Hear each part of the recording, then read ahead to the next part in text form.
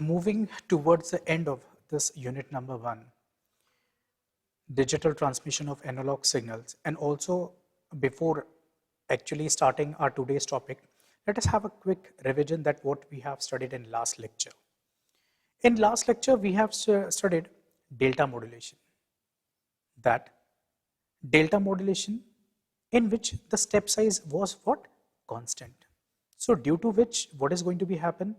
There are disadvantages of delta modulation as like your slope overload noise and granular noise. As you know, slope overload noise, it occurs because the approximated signal, it can't chase the high rate of varying signal x of t. So due to which there is a huge gap between x of t and its approximated version. So that is called a slope overload noise. Since it is a delta modulation, it couldn't adapt its step size. So that noise, we couldn't overcome that one. Also, we have seen the disadvantage was granular noise. Granular noise, basically it occurred because when there is a slow variation in the input signal x of t, but still that approximated signal, that staircase signal, it is oscillating above and below that x of t, due to which there is a noise called a granular noise. So in that what we expect, the step size, it should be decreased. But again, it is a delta modulation. Step size is fixed, constant. So it couldn't adapt it. So in order to overcome the disadvantages of delta modulation, we have seen adaptive delta modulation. In adaptive delta modulation, there is a block, extra block that has been added. That is a logical block in order to, adapt the step size according to the instantaneous change in the value of your input signal, that is x of t. So due to which this slope overload noise and granular noise, it has been overcome in your adaptive delta modulation. Then we have studied that advantages of adaptive delta modulation. Now moving towards our today's topic, that is differential pulse code modulation in LPC, that is linear predictive coding speech synthesis. While discussing differential pulse code modulation, now we have seen up till now that what is PCM. Then why there is a need of differential PCM, pulse code modulation? So we would understand this by using this graphs. So you can see on the screen that there is a continuous time signal x of t, which is shown by this dotted line, and the signal, it is sampled by this flat top sampling at Ts, 2Ts, 3Ts, 4Ts up to 10Ts. Now, and this sampling frequency that we have selected, it should be greater than that of your twice of Fm. It means it should follow your Nyquist criteria. Now, these samples are encoded by using a 3-bit PCM. So, the sample is quantized to the nearest digital level as shown by this small circle. So, you can see this. Now, concentrate on this cursor that at instant Ts, this small circle, it has assigned a value to whose binary value is what? 0, 1, 0. Again, at sample 2Ts, you can observe that it has a value 4, which is digitally assigned as 100. Similarly, at 3Ts, 4Ts, 5Ts. But you can observe at interval, at instant 4Ts, 5Ts and 6Ts. That what is the observation? The observation, it is that 3 of it, these samples, it has assigned the same value, that is 6, 110, 110, 110. So it is better to transmit only one sample because 3 samples are going to carry the same information. So this information, it is nothing but a redundant information, that is unneeded information. So this information, it can be carried by only one sample, but 3 samples are carrying the same information, then there is a bandwidth increases, signaling rate also increases. Now focus on this 9Ts and 10 TS. Now you will observe that the difference between these samples is only due to the last bit. See, it has 101 and this is 100. So what is the difference? Difference is only about of this last bit. These first two bits are what? Same. So they are not going to change. So due to this, what is going to be happen? This redundancy, it can be reduced. Then overall bit rate, it would also what? Reduce, and the number of bits required to transmit one sample will also be reduced. So technique that we are going to use, that is a digital pulse code modulation. It is what? Differential pulse code modulation. So you have understood from this figure that why we are going for DPCM. Why? Because in order to reduce the bandwidth as well as in order to reduce what? Signaling rate, by reducing the redundancy, by reducing unneeded information transmission. Now, moving towards the transmitter of differential pulse code modulation, you can see from this on the screen that there is a sample, it is there. This is an accumulator, one summer, second summer. This is a quantizer and encoder. So basically this differential pulse code modulation, it works on the principle of prediction of your past sample value. Now, the differential pulse code, as I told, it works on the principle of prediction. The value of the present sample is predicted from this what? Past sample. See, this is a signal x of t and this is a sample version of x of t. That's why there is a block called sampler. So x of nts, it is your sample signal, present input signal, and x cap of nts is nothing but your what? Predicted signal. Now this comparator, what is going to do it? It is find the difference between this actual sample value x of nts and the predicted sample value x cap nts. This error, and it is going to produce an error called a ENTS. So it is nothing but your prediction error. Now, so we can define it that I also want to tell all the students, so please note down these equations, because from mathematical point of view now we would going to analyze this transmitter. So I expect all should write this one.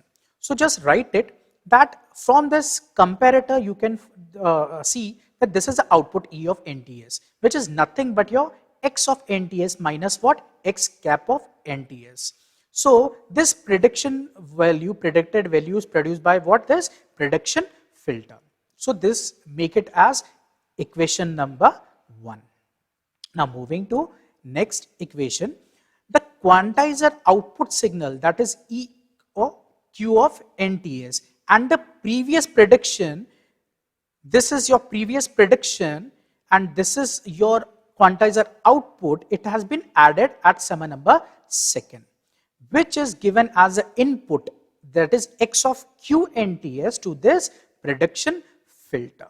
So this makes prediction more and more close to the what? Actual value.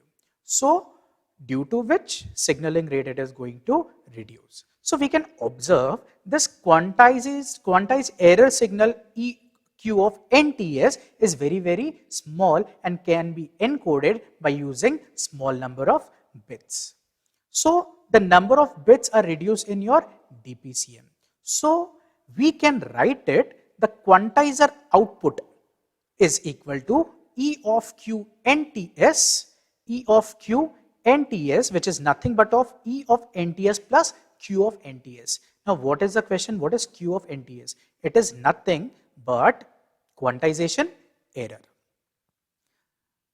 So as shown in this figure, the prediction filter input, that is XQ of NTS, is obtained by what? By summing your quantizer output and X cap of NTS. So we can write the equation that X of QNTS is equal to X cap of NTS plus EQ of NTS.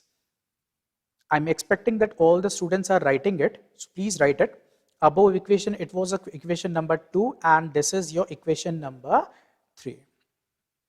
Now, substituting the value of EQ of NTS from equation 2. See, EQ of ENTS, nothing is what? E of NTS plus QNTS. This value we have to substitute in equation number 3. So if we are going to substitute this value, then the next new equation that we would get it is what? X of QNTS is equal to X cap of NTS plus E of NTS plus Q of NTS, and make it as equation number 4.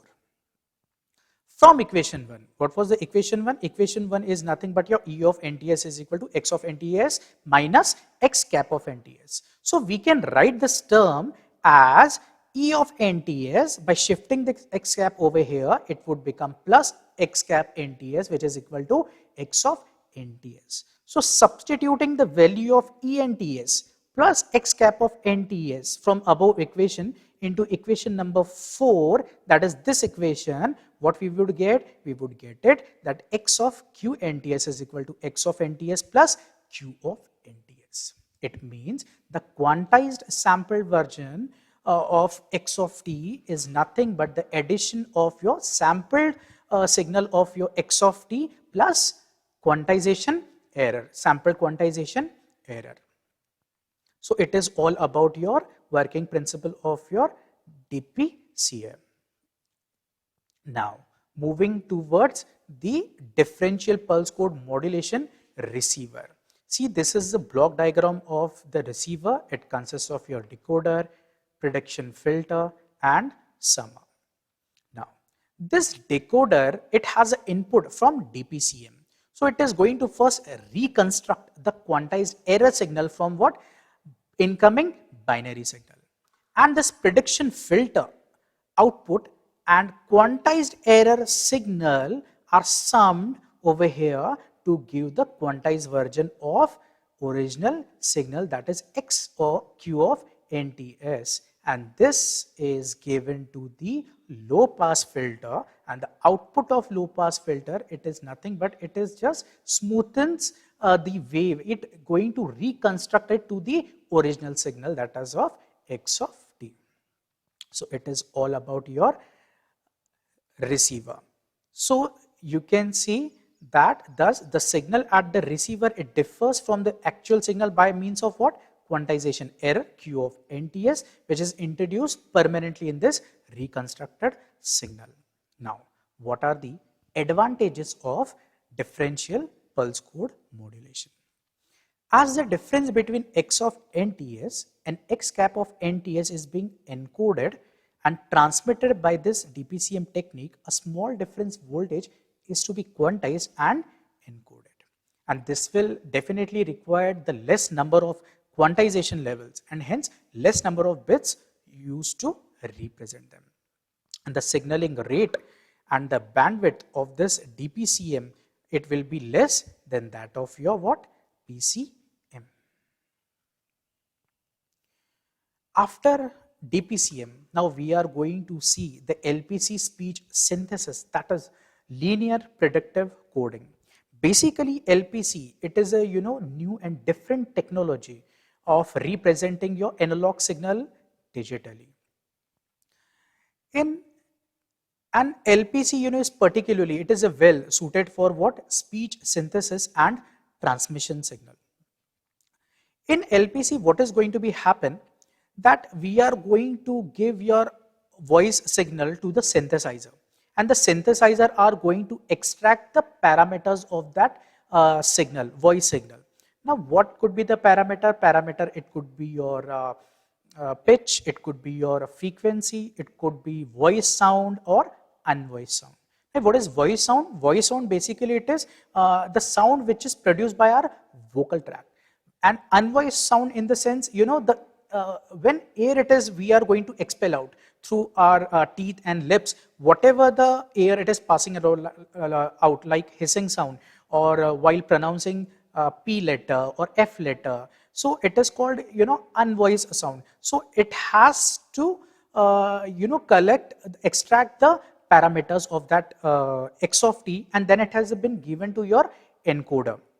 So in detail we can see this one. See, this is a LPC, your transmitter. So LPC transmitter, now what is going to be happen? See, the voice input is first sampled, X of t, it is a sample to obtain the signal x of k at the input of LPC transmitter. Then what is going to be happen? These sampled values are applied to what? Analyzer.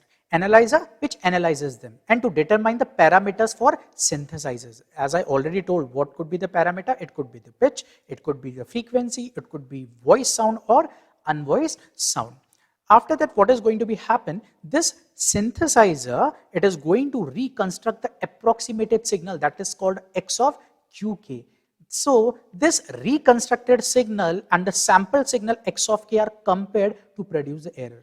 Remember guys, this is your actual voice signal, speech signal, but this is not your actual speech signal. It is the reconstructed speech from the parameters that is extracted from this synthesizer. And both are compared in order to produce this error, that is epsilon of k. Now, the error signal and the parameter values, these parameter values are encoded by this encoder, to form what? Digital signal, that is called your LPC signal, that is linear predictive coding. After this one, now we are going to see the LPC receiver. As you can see, the LPC receiver basically it consists of a decoder, synthesizer and your this comparator or summer. Now, from this received LPC signal, the decoder, what is going to do it? It is going to separate out the error, that is epsilon of q of k and the parameters that already been extracted at transmitter. Now, after this one, these parameters are applied to a synthesizer and the synthesizer output, it is going to added to this error signal to reconstruct the speech signal x of qk. And output of x of qk, it has been given to low pass filter which is going to reconstruct your original speech signal. So LPC code word basically it consists of your 80 bits, out of which 1 bit it is used for the voice and unvoiced pitch, 6 bits for pitch frequency of the voice, and the few bit rates are used to represent what? Error. So up till now we have studied, in this lecture we have studied, that is DPCM. Why DPCM? What are the problems with your PCM? We have seen that is a high signaling rate, high bandwidth, due to which we are going to use what? DPCM. So in DPCM, the redundancy, the unneeded information, it is reduced, and after that we have seen that is LPC, that basically it is used for music and speech synthesis purpose. We are going to use this LPC. So here it is all about the end of the unit number 1. So for this today's topic, you have the assignments. So please note down this assignment and you have to submit this assignment. And if you have any questions or feedback, you can post it to my mail, and also you have to send all the assignments given up till now to this my email address. So okay guys, thank you very much, and we would see in unit number 2. Thank you very much.